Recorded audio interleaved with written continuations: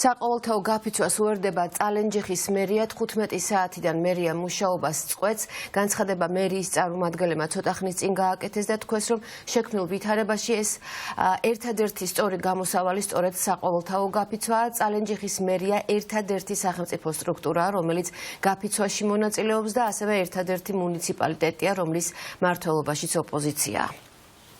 წალენჯიხა როგორც ერთადერთი ოპოზიციური მუნიციპალიტეტი დგას ხალხის გვერდით და უერთდება საყოველთაო გაფიცვას. 15 საათზე ჩვენ წყვეთ მუშაობას.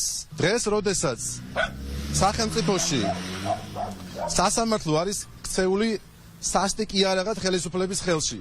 როდესაც სამართლის პოვნა არის შეუძლებელი, რა თქმა უნდა, ერთადერთი საშუალება და ერთადერთი მეთოდი ხალხისთვის არის გაპროტესტება, გაფიცვა და გარეთ გამოსვლა.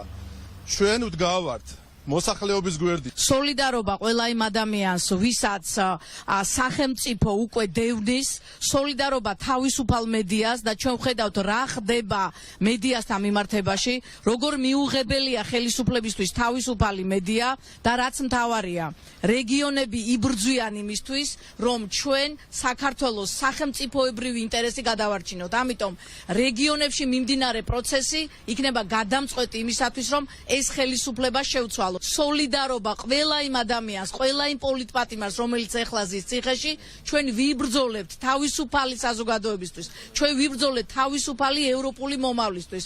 ეს ადამიანებიც, საჯარო მოხელეებიც, იმიტომ დგანან ქუჩაში, რომ დღეს ჩვენ აქ ვიცავთ ჩვენს ქვეყანას.